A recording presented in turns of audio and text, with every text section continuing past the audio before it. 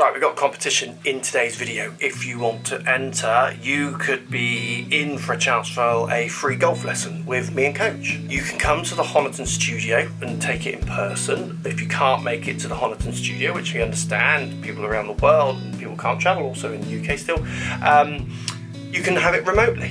What you need to do to enter, we need 5 rounds of stats collected on whatever stats package you use. I need you to be a subscriber. Down below, if you're not subscribing, hit that subscribe button. If you already are, you're entered. And you need the bell icon on. Hit that bell icon down there and you're entered. And the last thing, if you've got the 5 rounds of stats, you want the free lesson, you want to be in the competition, you've done the other things, in the comment section, write, I have stats. Anyone who writes, I have stats, and they have the other things selected down below, you're entered. Good luck, y'all. Morning, y'all. Right, question for you for the comments down below. Have you ever wondered why you go for a fitting and you hit your club's X distance, and then when you get them out on the golf course, they possibly don't go that distance?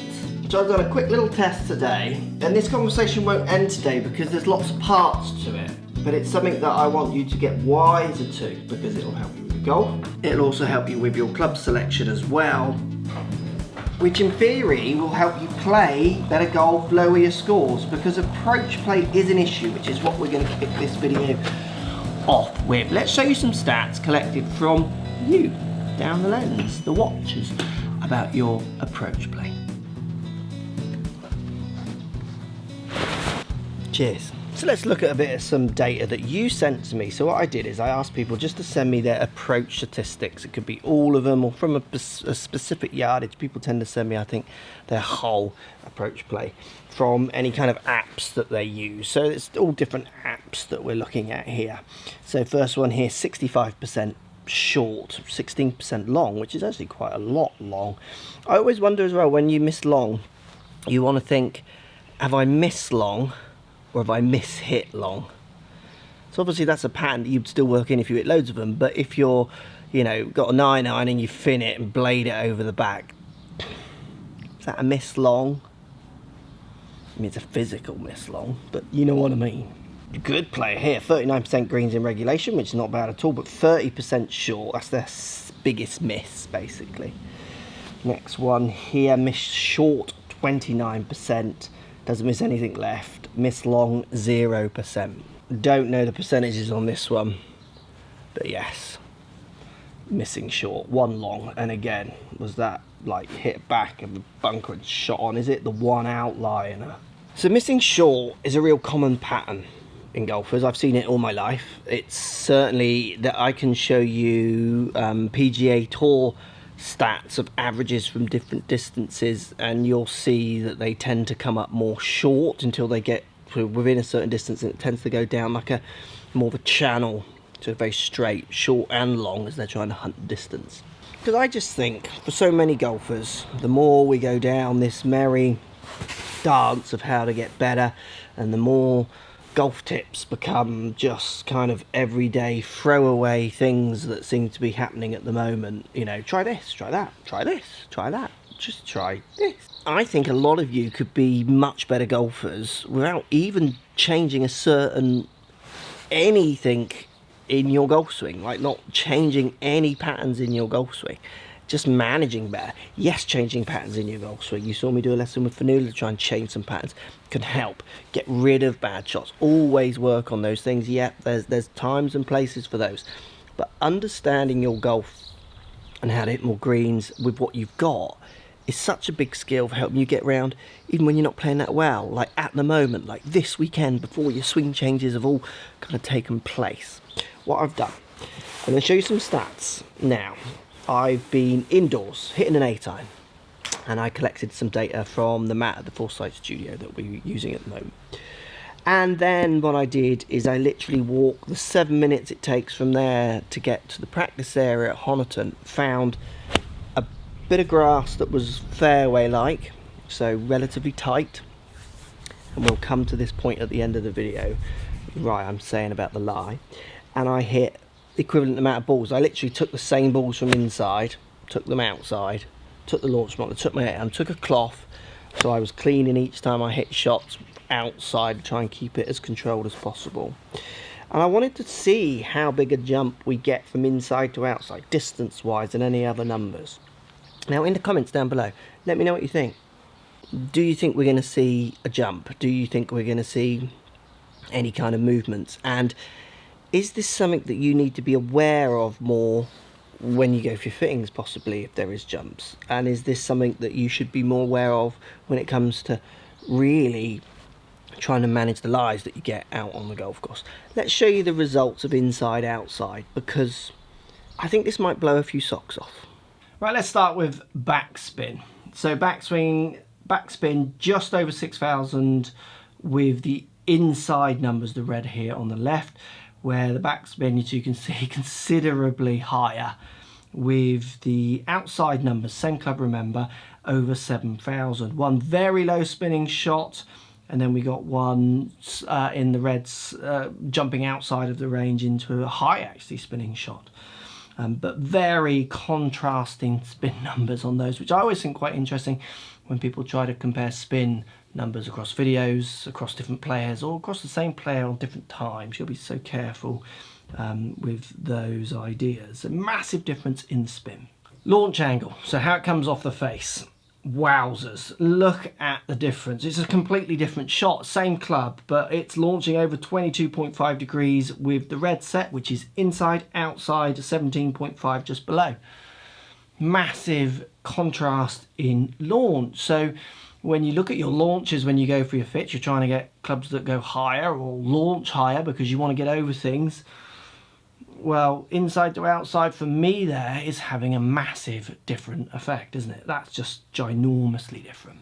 Then if we look at ball speeds, much tighter outside in dispersion, almost double the dispersion of tightness from inside to outside, and that's to do with the variation of strikes on these two lies. So you got 3 at the bottom here, getting very, very slow, must have been very high on the face, and then your super quick one at the top, and then you got a few outlying out of the side of the medium brackets on the outside ones, but again much tighter. The averages of the ball speeds almost the same, which is quite interesting, but the consistency inside is very, very different, and this leads on to a little bit of trouble that I see, which we'll come to in a second.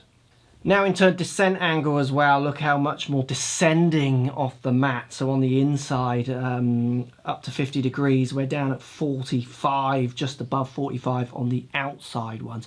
Very different descent angle coming from those different launch angles. Think about how your irons are sold, easier launching, those kind of things. Are they really easier launching? Are you seeing the benefits of a mat over outside when you're testing these clubs? So when you get them out on the course, that's why you don't see much of a difference. Possibly, it's something to consider, but massive differences. And then the resultant carry. We're going to do this two ways. So resultant carry, as you can see here, it's slightly longer inside than it is outside, which I would expect that, because I would expect these numbers, which we'll talk about as we go on through the video a little bit more. But it's the same club within 7 minutes hitting of each other. No wind, nothing like that is involved in any. It's dry ball data number with quad. You can use wind, but I'm not. I'm choosing just dry numbers. And the inside ones, for some of the test, is doing a lot better, but at the same time doing a lot worse if you're not sure what you're looking at. Now let's just look at the actual raw data. So what I'm going to do on the inside numbers, as you remember there was some ones that were kind of outlying a little bit, I'm going to take a few off. Now this is a common practice, and you need to be careful if people are deleting shots. I do it when I test, because there's ones that I think they're just not really fair of what I actually do. They're not really representative of what I would do when I play. They're not in my averages. But I've seen people do this in custom fits to maybe try and express their point more than the point. Inside, if I deselect nearly half of the shots here, I've got 1, 2, 3, 4, 5, 6, 7 still selected. I'm averaging 158 in yardage. Outside, 149. I'm nearly 10 yards longer. Unfortunately, outside, I've got nothing really to deselect. There's hardly any in there which I can take out. Again, if we go to inside and select all, I'm 154 average. So 6 yards longer inside to outside, which again is something that I need to be careful working in. But if I'm selective with which ones I choose, people have sent me videos of people on YouTube doing this with students, which is really hard to take. Like in filmed fits, you know. Yeah, I can get this going where I want because inside's giving me this kind of real top end that I don't get outside, which allows me to get rid of the bottom and push everything aggressively up, which is sometimes possibly where you see different results to when you test to when you get outside on the course. Now, why is this happening? Because of strike and the interference of strike. When you hit a golf ball, stuff is getting caught between you and the face and the ball. Now, when you put me on the grass outside, I'm moving my strike much more directly into getting as much of the ball early as I can, which then moves my strike lower on the face, which then creates less chance of stuff getting caught between the face and the ball, because I'm trying to take the ground away a little bit more, and I get that lower launching, spinning flight that you saw from the numbers. On the mat, now this is where it gets really complicated because not all mats are the same. Not all mats are built equal. So if I hit shots on my putting green out here, it's much more spinning like it does on the grass because it's tight and I've got sand in there. So sand actually acts a little bit of grip, sometimes can add spin as well as slip. But with the 8-iron shots I'm hitting, if I hit it on my putting green out the back here, I get the same kind of spin numbers that I would get from the grass.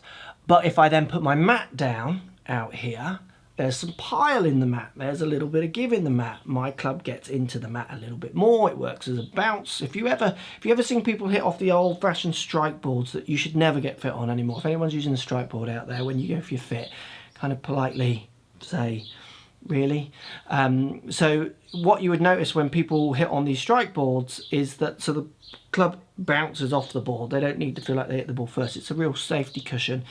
Is that you would see the strike marks are like this far behind the ball where they start scraping the mat, and the shot can still be good. So what happens with the mat, people get into, and me, get into the mat, you get the ball up the face, but also in there as well, you've got all the fibres of the mat getting stuck, and we get this kind of semi-rough flyer shots. So good fitters will work these numbers in for you. When I used to fit on mats, I used to have to work this in my head. I would say, look, you're getting these numbers, I reckon you'll get this out on the grass. When we're able to go out on the grass, we'd go and confirm it, but lots of time in the UK you can't. This doesn't mean you shouldn't get fit on mats, not at all.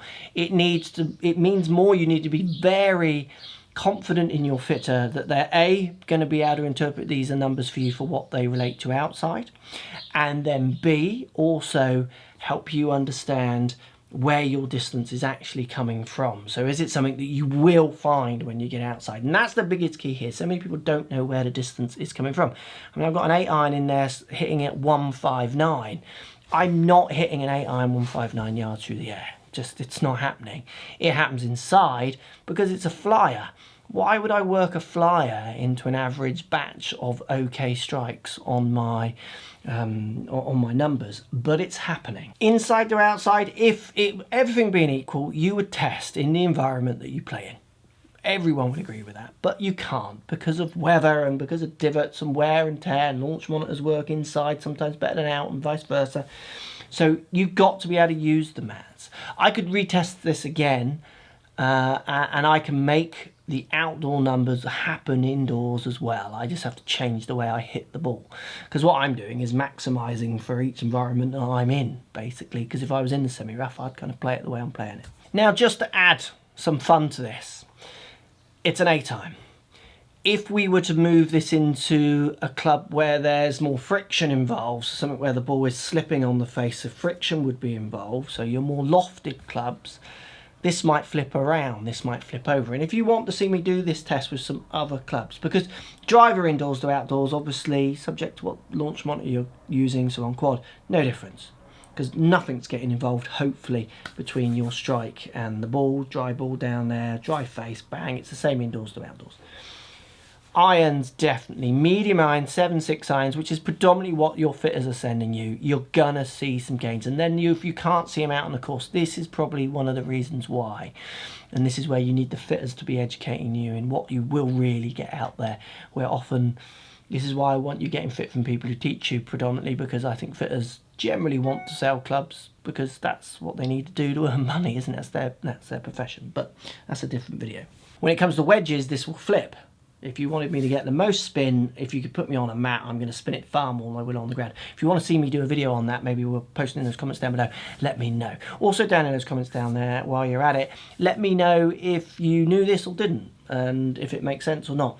So a few caveats to think about here. Not all mats are the same, so you might not get these results. The way people hit the ball would affect these results. So I'm changing inside to outside my strike point subconsciously. I'm just trying to get the best shot.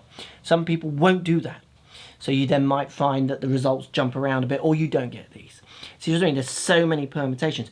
The importance of being able to read lie, which is basically what I'm doing, I'm reading the lie and getting the most out of it, is such a skill that you could improve on here, and it takes it away from just the custom fit element to it and trying to sell you the most longest bombing club. Think about it as well. Bombing clubs, low lofts, take spin off. Low spinning generally, built that way. High launch, low spin, trying to give you these, these beautiful numbers. And then you're hitting it in an environment that creates those kind of high launch, low spin places. They're built for the environments they're sold in. They're not always built for the golfer. And this is where so many are getting tripped up. I hit my 708 yards. That's great, but where is that distance coming from? That's always the big question you should be asking yourself. Post comments down below, let me know what you think. When I showed these numbers to my stats guy, he could not believe the differences. What do you think down there? Let me know. Were you expecting that or not? I'd love to hear.